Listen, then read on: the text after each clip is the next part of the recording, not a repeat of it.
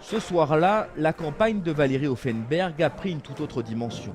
Dans cet amphithéâtre de la petite université de Netanya, près de Tel Aviv, elle a réussi à faire venir Nicolas Sarkozy.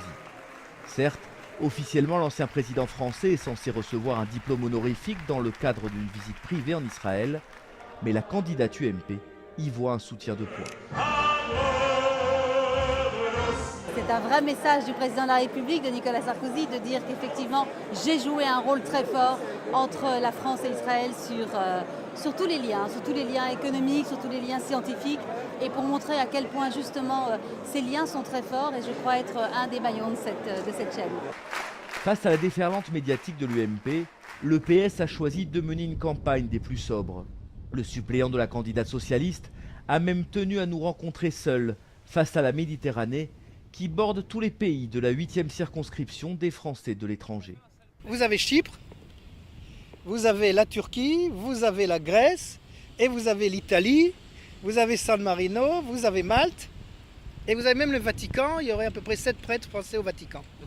En juin dernier, c'est une candidate du Parti socialiste qui avait remporté l'élection.